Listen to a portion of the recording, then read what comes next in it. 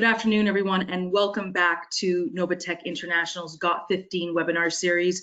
We are excited to continue the conversation on contamination control for the pharmaceutical manufacturing, how to mitigate risk for vaccine and aseptic manufacturing. Today, we are going to be looking at part 2 of our webinar series, utility monitoring.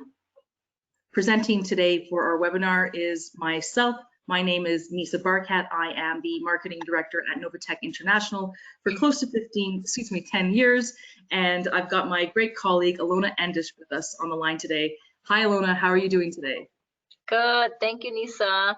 And thank you everyone for taking the time out of your day.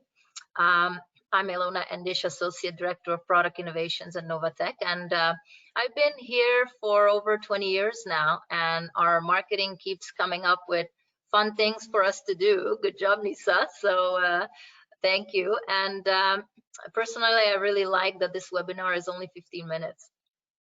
Thanks, Ilona. Absolutely. I think a lot of people have strict schedules these days. So right before we start, just a few quick housekeeping rules. All of our webinars, like Ilona said, are 15 minutes or less. And of course, if you have any comments and questions, which we really encourage, please submit them in the chat below and we will email you individually.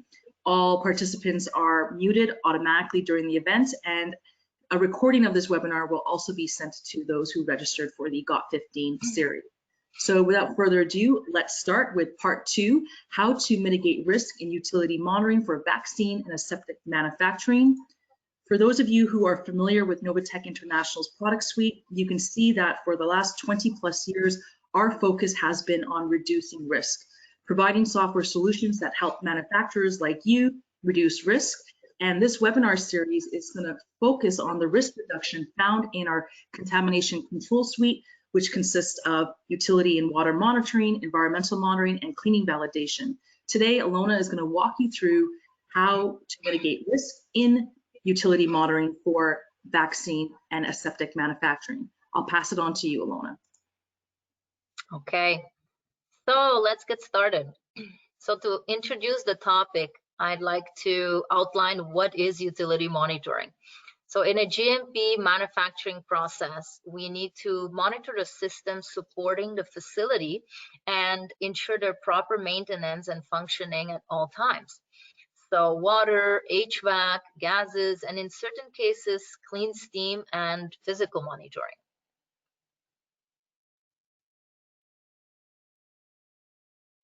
So why do we do this? So to eliminate free-swimming aquatic bacteria, biofilm buildup on surfaces, which can potentially contaminate the drug or vaccine, leading to risk to patients and costly recalls. Now, some of the sampling that we want to track and trend, so for example, total microbial count, bioburden, recoveries of specific microorganisms, and this may change depending on the process, depending on your manufacturing process, endotoxin, physical chemical testing like TOC conductivity, nitrates and such, and in some cases, again, physical testing like measuring the temperature, relative humidity, pressure differential.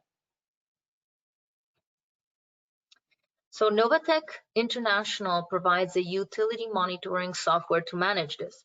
But why do we need it? Why is a manual process often ineffective and insufficient? Over the last 2 decades, there's been an increase in the number of 483s and warning letters given by the FDA.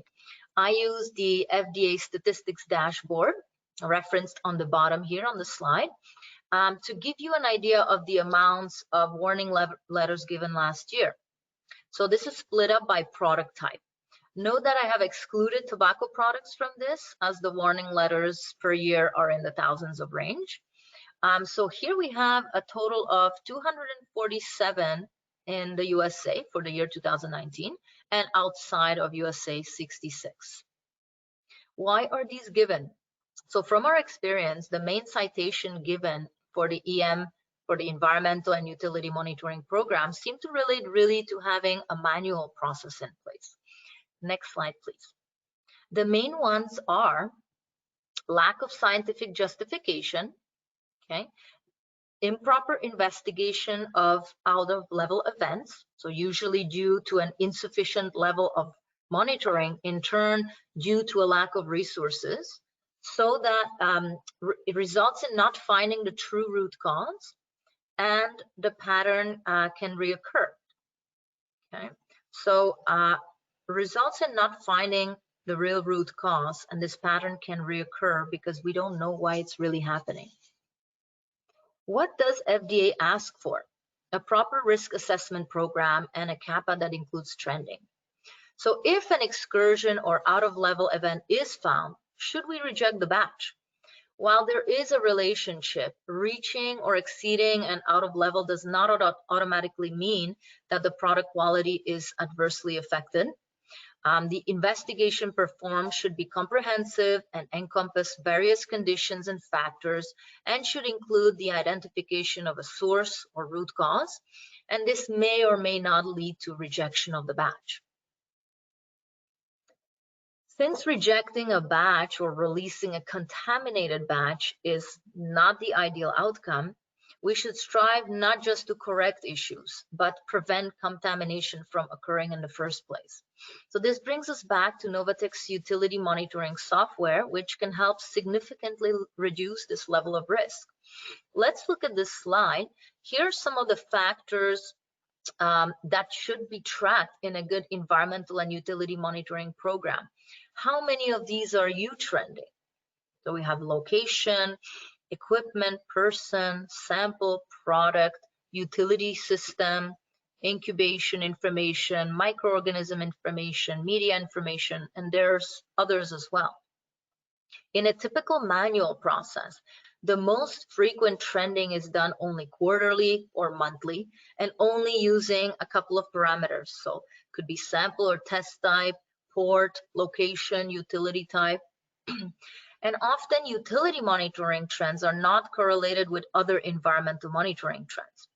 Now, experts in the field are recommending more frequent and detailed monitoring, sometimes even daily for systems supporting ISO 5 areas, in order to detect adverse trends and to prevent recurrence.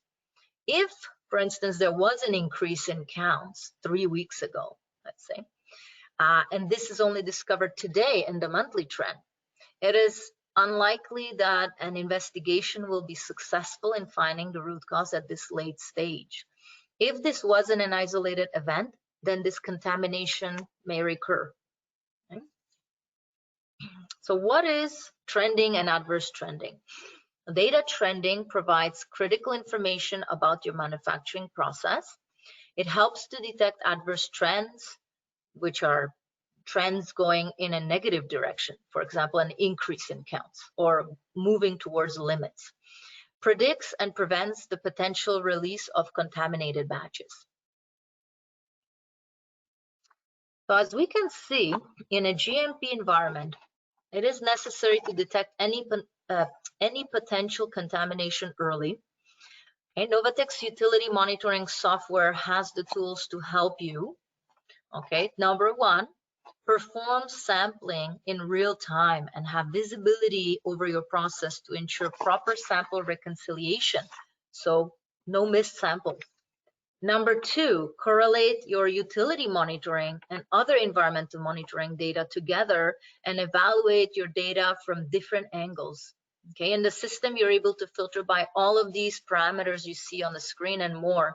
So microorganism could be species or genus or code, utility type, shift, method, person, product lot that was being manufactured at that time, location, which could be, department, room, plant, location in the room, equipment use, and so on and so forth.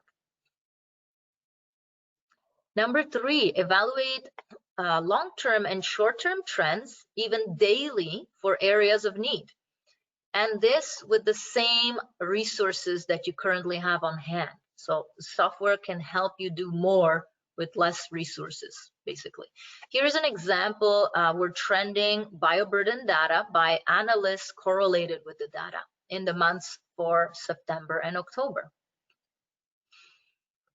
Number four, extrapolate and predict where the trend is going to detect any adverse trends. In this example, we're looking at the TOC test by port.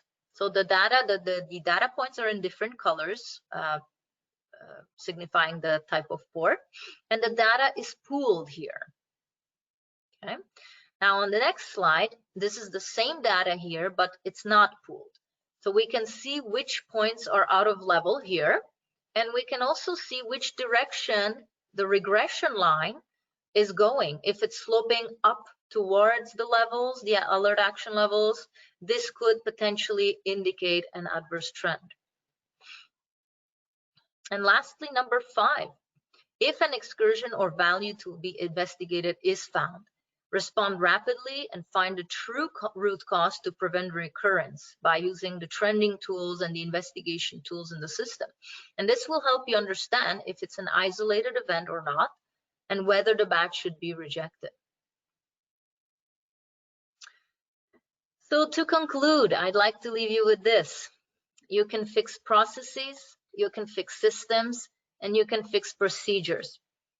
But can you fix people's habits without automation? Thank you.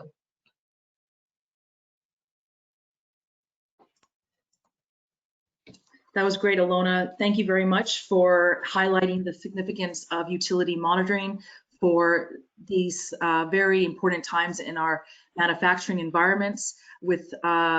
With kind respect to everyone who joined our webinar today, we appreciate it. Please take note of our contact info. Both Ilona and I welcome your questions, your feedback, and of course, if you would like to see a full demonstration of any of our contamination control solutions, please take note of our information and connect with us on LinkedIn. We're always eager to see and speak with you on our social networks. And last but not least, please do look out for our final part 3, which is how to mitigate risk for vaccines and aseptic manufacturing with clean validation. And that webinar will take place on Thursday, August 13th, so in about 2 weeks.